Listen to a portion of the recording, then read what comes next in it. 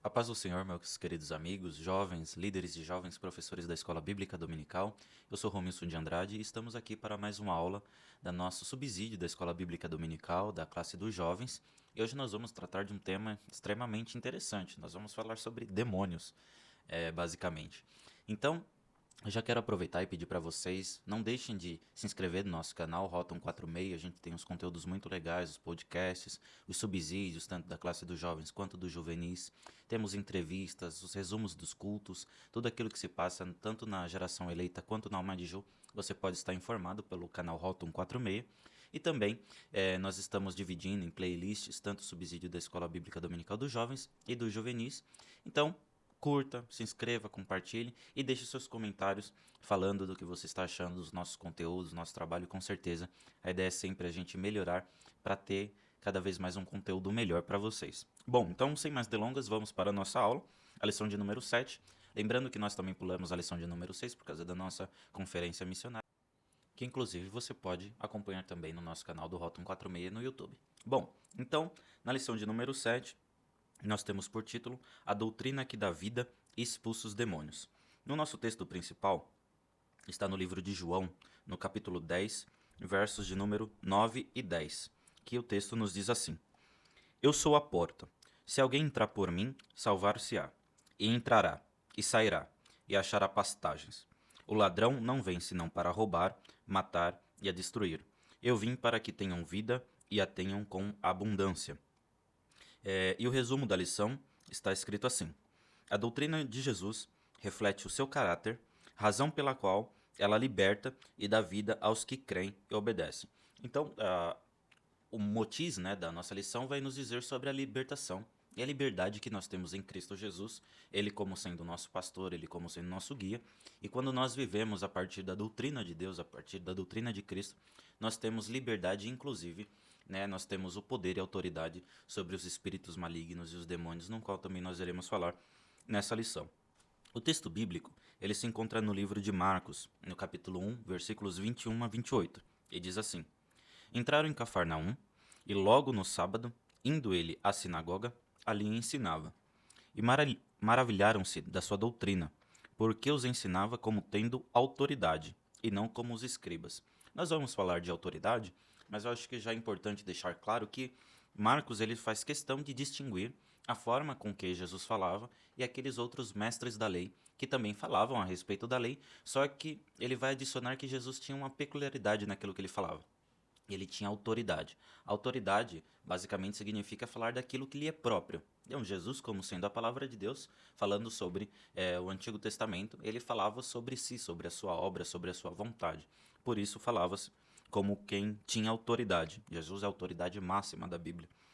E estava na sinagoga deles um homem com um espírito imundo, o qual exclamou, dizendo: Ah, que temos contigo, Jesus Nazareno? Vieste destruir-nos? Bem sei quem és, o Santo de Deus.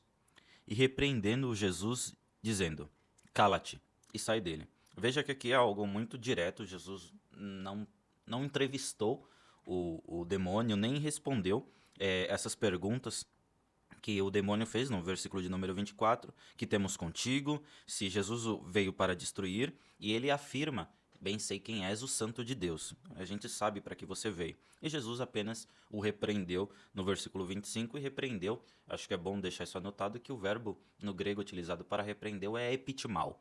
E a palavra epitimao vai dar bastante significado para a gente em outros textos da Bíblia que são bem interessantes. Vocês vão gostar, com certeza. E o versículo de número 26. Então o espírito imundo, agitando o homem que estava possesso, e clamando com grande voz ou gritando, saiu dele. E todos se admiraram, a ponto de perguntarem entre si, dizendo: Que é isto? Que nova doutrina é esta? Pois com autoridade ordena aos espíritos imundos e eles lhe obedecem. Aqui vejam que, além de reconhecer que Jesus tinha autoridade sobre a palavra, no qual ele estava pregando, como nós lemos no versículo de número 22, diferente dos escribas, ainda assim eles também dizem que essa doutrina é uma doutrina nova, é algo inédito, né, se a gente for trocar as palavras, porque Jesus, além de ter autoridade sobre a palavra, sobre o Antigo Testamento, ele também tinha autoridade sobre os espíritos imundos. Ele ordenava e eles logo lhe obedeciam. e logo correu a sua fama por toda a província da Galiléia. Então, tanto pela sua autoridade na palavra, também como pela autoridade sobre os espíritos imundos. Bom, agora nós vamos para o nosso primeiro tópico. É importante também lembrar que as três divisões dessa nossa lição vai dizer, né? O tópico de número 1, que nós iremos abordar agora, é a autoridade da doutrina de Cristo. O tópico de número 2 é a doutrina de Cristo que dá vida ao homem. E o tópico de número 3, a doutrina de Cristo e os demônios. No nosso primeiro tópico, nós vamos falar sobre a autoridade. O conceito da autoridade que é definido aqui na revista, ele vai fazer alusão à fonte, né? A fonte dessa doutrina, que é a fonte divina. Né? Então, eles vão trazer alguns textos falando sobre a autoridade de Cristo pela fonte dela ser uma fonte divina, né? Que faz dele digna de toda aceitação. Bom, nós sabemos que a palavra de Deus, a que nos foi confiada, que nos foi escrito, 66 livros da Bíblia, os 39 do Antigo Testamento, os 27 do Novo Testamento, compõem um cânon sagrado e nós cremos pela fé que todas essas palavras são inspiradas por Deus e são dignas de toda aceitação. Jesus, inclusive, ele ratifica, né, Moisés, os profetas, os livros poéticos, os históricos, profetas maiores e menores, lógico que não nessa divisão, né, uma divisão que a gente fez teologicamente depois, mas ele vai citar, como por exemplo, o profeta Jonas, ele vai citar Davi, ele mesmo é dito Jesus, filho de Davi, então as histórias que retratam a vida de Davi, vai falar sobre, a gente tem a vida de Samuel como um significado, né, um tipo da vida de Cristo, exercendo o sacerdócio, o juízo e sendo o profeta, então é um tipo de Cristo, Noé, Adão, também isso ratificado em Romanos no capítulo 5. Então, várias histórias do Antigo Testamento, né, elas são ratificadas por Cristo e pelos apóstolos posteriormente. Então, essa autoridade a qual Jesus ratifica aquilo que foi escrito, nós temos por isso, então, pela palavra de Jesus e pela sua revelação, sabendo que isso foi fonte de inspiração divina. E por que toda palavra ela precisa ser filtrada por Cristo? Porque ele é a revelação máxima da glória de Deus, né? Nele está contida toda a glória de Deus, assim como João declarou, aquilo que os nossos olhos viram, nossas mãos tocaram, o verbo vivo, e ele é a revelação de Deus máxima, Cristo encarnado. E o Cristo encarnado também, ele vai nos dar vários exemplos da autoridade que ele tem, de pedirmos em seu nome, falarmos pelo nome de Jesus, por isso que nós somos chamados cristãos, nós somos pequenos cristos, então nós não falamos de nós mesmos, nós falamos aquilo que Cristo quer que nós falemos, então já não falamos porque nós queremos, né? Nós devemos dizer, assim como Paulo disse, já não vivo mais eu, mas Cristo vive em mim, e a vida que agora vivo na carne, vivo-a pela fé no Filho de Deus. E um texto que eu acredito que resuma muito bem Cristo como essa fonte de autoridade está em João, no capítulo 15, um texto extremamente conhecido, que diz assim: Eu sou a videira verdadeira, e meu pai é o lavrador. Todo ramo que estando em mim não dá frutos, ele o corta, e todo que dá fruto ele limpa, para que produza mais fruto ainda. Então aqui a gente tem uma divisão hierárquica clara. Jesus é a videira, ele é a fonte, nós somos os ramos. Nós fomos enxertados, se eu não me engano, conforme está escrito em Romanos no capítulo 10 ou capítulo 11, e Deus é o lavrador. Então ele olha para essa videira, ele olha para esses ramos, porque a videira dela flui tudo aquilo que é necessário para que os ramos deem seus frutos, então é necessário que aquilo que os ramos dão passe pela videira. Você não vai num pé de maçã e procura um fruto de goiaba, né? Você não vai num pé de goiaba e procura uma manga. Assim como você não pode para qualquer cristão e procurar ódio, intriga, dissensão. Então, se nós estamos em Cristo, o fruto do Espírito Santo deve habitar na gente, conforme Gálatas capítulo 5, versículo de número 22. E ele fala, olha, os que não derem fruto, ele os corta, não serve. E os que dão frutos, ele limpa para que deem mais frutos. Então aí é o motivo das nossas provas, é quando Deus nos poda, mas para que nós demos cada vez mais frutos. E Jesus fala, vocês já estão limpos por causa da palavra que eles tenham falado. Ele está falando da autoridade que ele dizia da sua palavra. Pela sua palavra as pessoas eram limpas, elas eram curadas, elas eram libertas. Aí existe uma questão condicional no versículo 4. Permaneçam em mim, e eu permanecerei em vocês.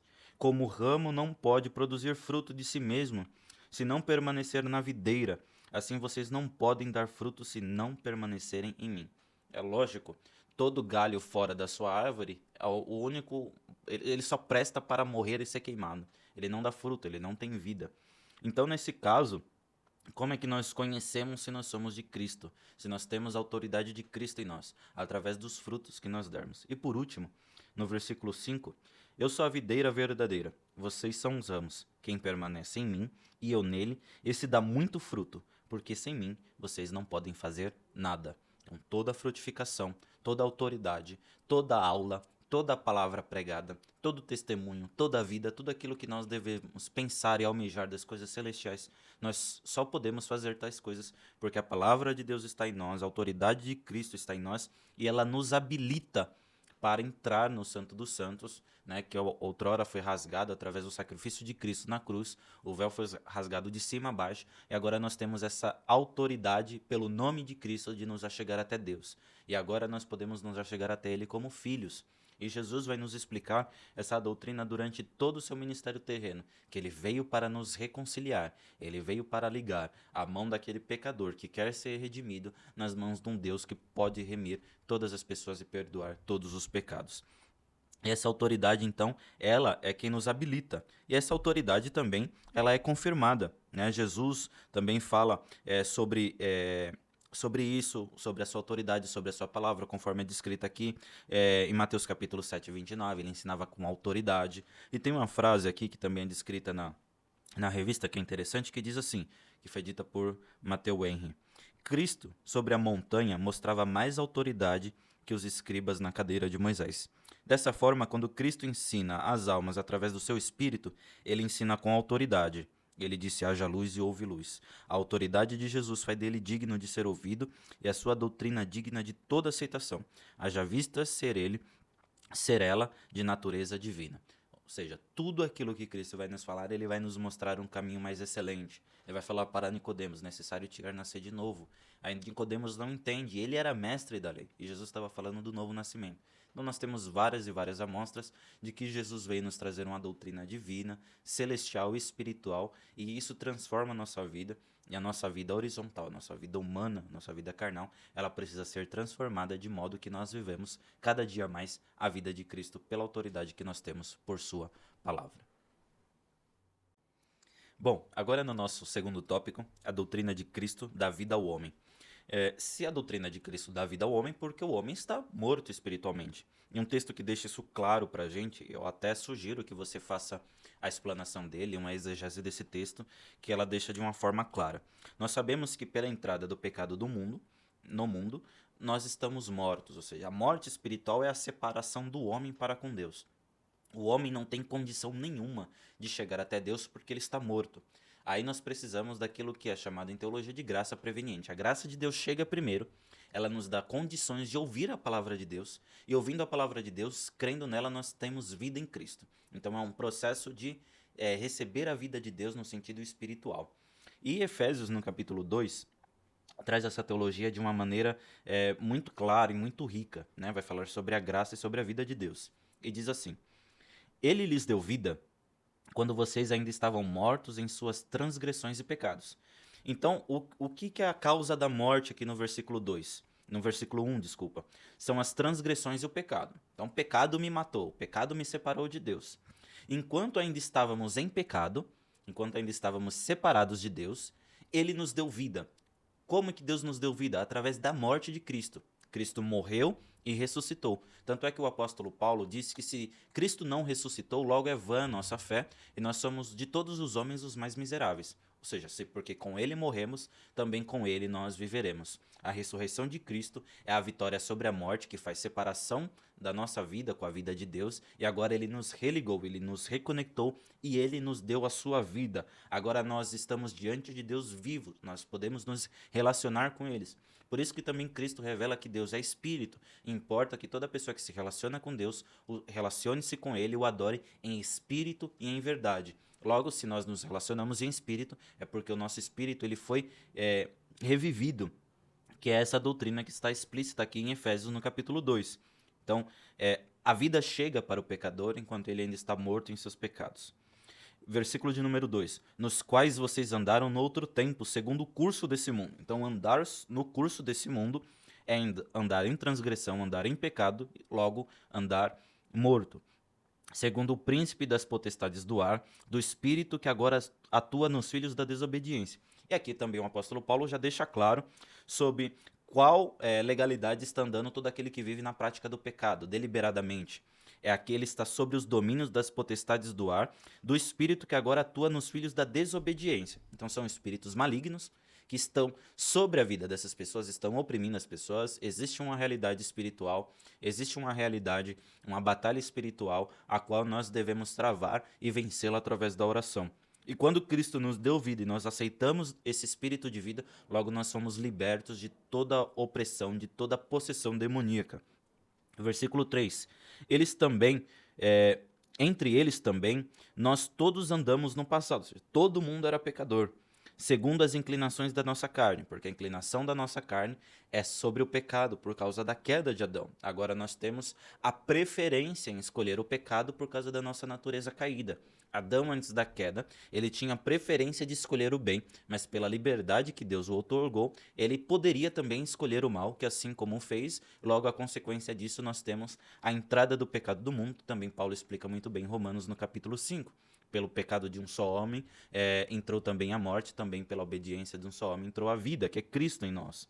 Segundo as inclinações da carne, fazendo a vontade da carne e dos pensamentos. E éramos, por natureza, filhos da ira, como também os demais. Então todos foram encerrados debaixo da ira de Deus por causa do pecado. Mas Deus, versículo 4, sendo rico em misericórdia, por causa do grande amor com que nos amou, ou seja, qualquer causa, a gente até cantar, oh, porque Jesus me ama. A gente não consegue explicar porque ele me ama. Nos ama, mas porque ele nos amou, e ele é rico em misericórdia, por causa do seu grande amor que nos amou, estando nós mortos em nossas transgressões, nos deu a vida juntamente com Cristo. Pela graça, vocês são salvos. Isso daqui traz duas doutrinas também que são maravilhosas, a doutrina da misericórdia e da graça. Acredito que C.S. Lewis definiu isso muito bem no livro Cristianismo Puro e Simples, da qual eu recomendo a leitura, um livro muito bom. Ele fala que a graça, já que é favor imerecido, é quando Deus nos faz algo, Deus nos dá algo que nós não merecemos, mas mesmo assim ele nos dá. E a misericórdia é quando Deus não nos dá algo que nós merecemos. Logo, nós merecemos, por causa dos nossos pecados, a destruição no inferno. E ele, sendo rico em misericórdia, ele nos resgatou do inferno, nos deu algo que nós não merecíamos, que era a morte de Cristo. Então, pela sua misericórdia e pela sua graça, nós temos vida em Deus. E ele fala, por que Deus fez isso? Versículo 7. Deus fez isso para mostrar nos tempos vindouros a suprema riqueza da sua graça em bondade para conosco em Cristo Jesus. E ele repete, pela graça vocês são salvos, mediante a fé, é crer em Deus. E isso não vem de vós, é dom de Deus, a graça é o dom de Deus. Crer em Deus é dom de Deus, ele ativamente ele nos proporciona a sua salvação.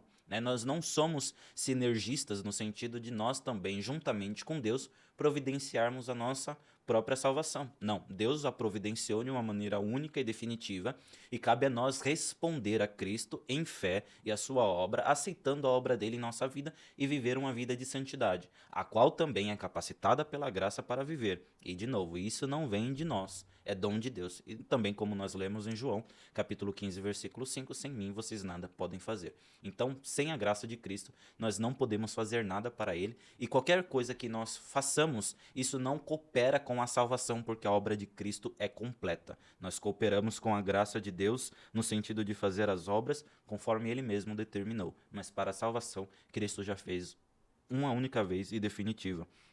E para encerrar no versículo 10, por isso somos feitos feituras dele, criados em Cristo Jesus para as boas obras, que é o que eu falei anteriormente, as quais Deus de antemão preparou para que andássemos nela. E aqui ele continua a doutrina dos gentios e judeus que são unidos por Cristo e agora somos um povo só mediante a fé. Isso nos dá, pela graça de Cristo, esse conhecimento dessa doutrina que nos dá vida.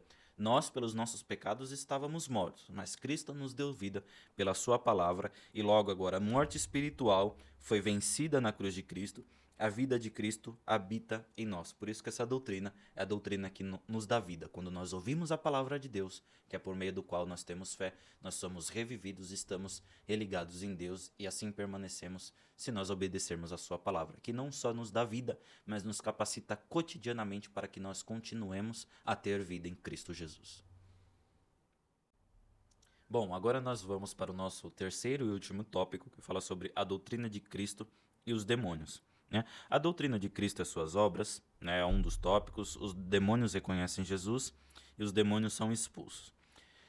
Nessa lição, nesse texto a qual nós lemos, que nós começamos a nossa leitura no livro de Marcos, ela nos traz uma realidade do mundo espiritual, do mundo onde existem as potestades, os demônios, aqueles agentes que lutam contra a nossa santificação.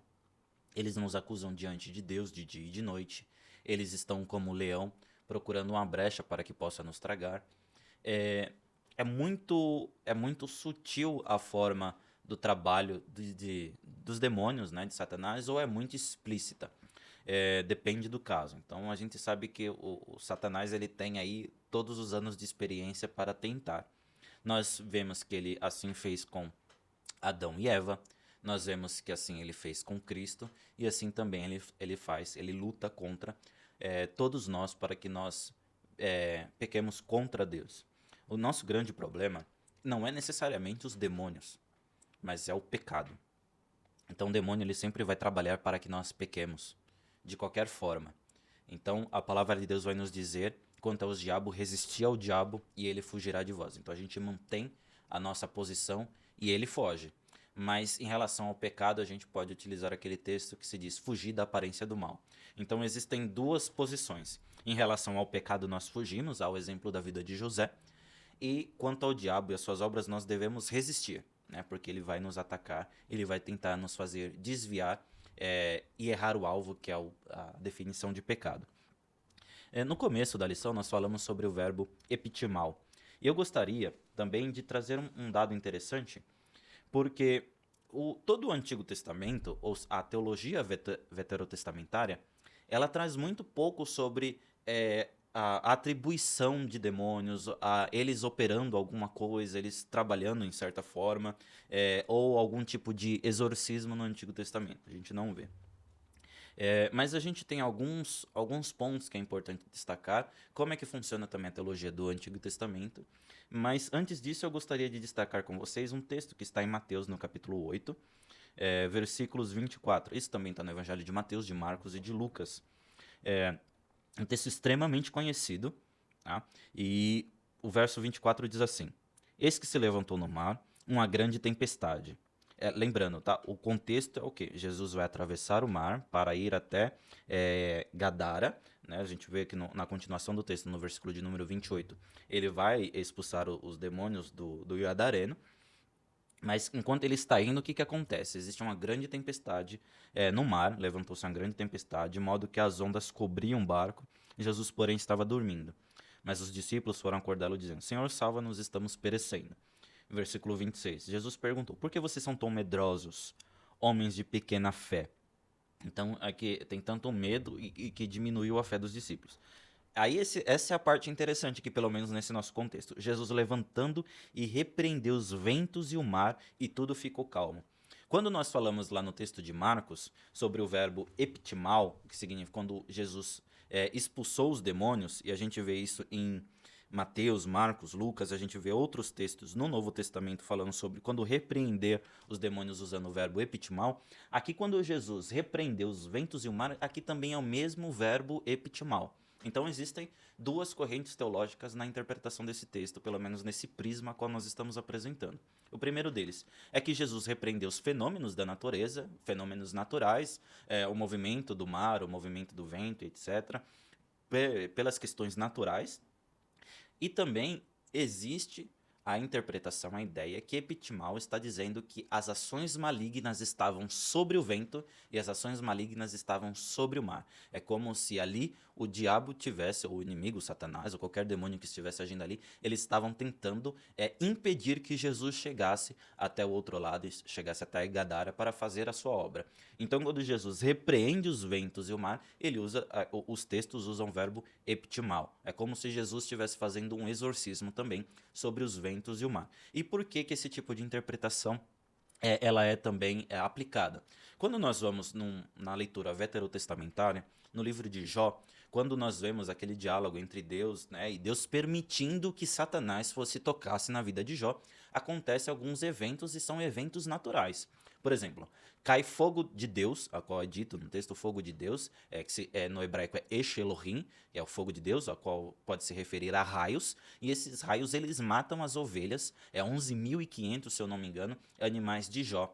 Mas quem é que estava atuando para que essas coisas acontecessem na vida de Jó? Foi Satanás, pela permissão de Deus. Então é como se Deus concedesse permissão a Satanás para atuar nos raios. Também ao vento que derruba a casa onde estão os filhos de Jó, e também a influência dos sabeus, né, que é a influência para ir contra a casa de Jó e fazer, né, cometer aquelas atrocidades. Então a gente vê o inimigo, o Satanás, atuando em forças da natureza naquele texto específico. E, né, em alguns outros eventos naturais. Então é uma interpretação que cabe, não necessariamente aqui nós estamos fazendo teologia dizendo só dessa vertente, mas é importante trazer o verbo epitimal, porque a realidade da natureza, de acordo com a permissão de Deus, óbvio, porque tudo que acontece é a permissão de Deus, o Satanás, os demônios, eles podem ter sim influência sobre os eventos naturais. Não, eventos, pode ser que aconteçam coisas que são eventos causados por Satanás para querer destruir as pessoas, alguma derrubada de encosta, algumas inundações. Nós não sabemos definitivamente como acontece no mundo espiritual, mas a gente tem algumas passagens que demonstram isso.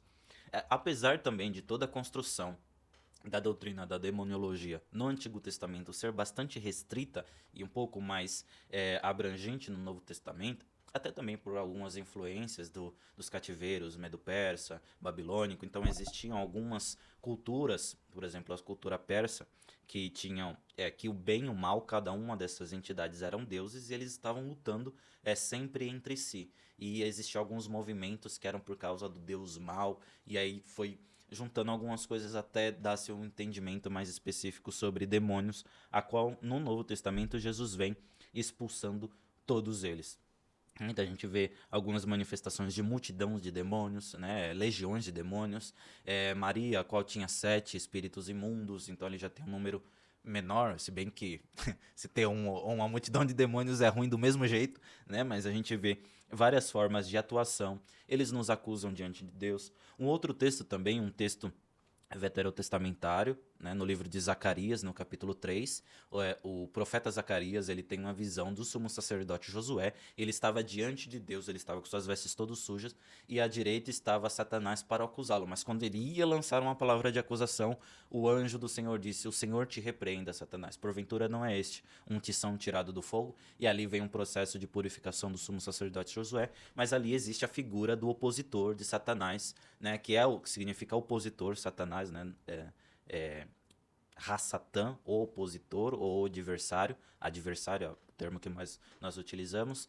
Também utiliza-se o termo diabo, né, do grego diabolos, aquele que joga de um lado para o outro, né, causando confusão, causando intrigas entre os irmãos, é o termo diabo. Enfim, nós temos a construção dessa doutrina e da finalidade, da função dos demônios, que é nos afastar da presença de Deus, nos fazer pecar e nos oprimir, né? Mas agora, para aqueles que estão em Cristo Jesus, já não restam nenhuma condenação. Todos aqueles que são lavados pelo sangue de Jesus, já não existe culpa registrada, porque o sangue de Cristo nos resgatou, nos purificou de todo o pecado.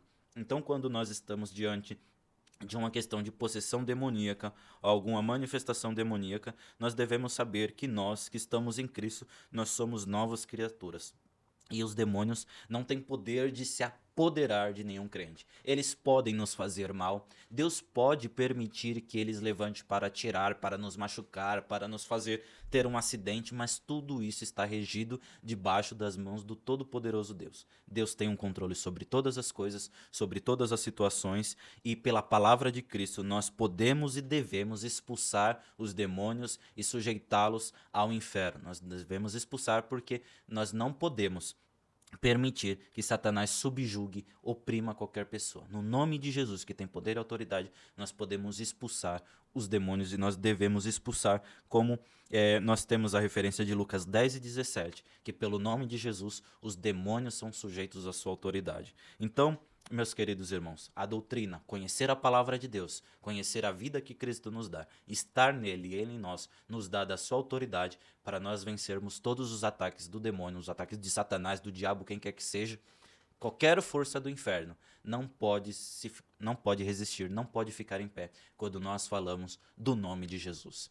Então nós estamos encerrando a nossa 7ª aula do subsídio da Escola Bíblica Dominical dos Jovens. Eu espero que essa lição edifique você, lhe dê certeza da sua salvação, que você esteja cada vez mais em Cristo e que Deus te abençoe e te dê uma excelente aula de Escola Bíblica Dominical no nome de Jesus. E nós nos veremos na nossa próxima aula. Deus os abençoe e até mais.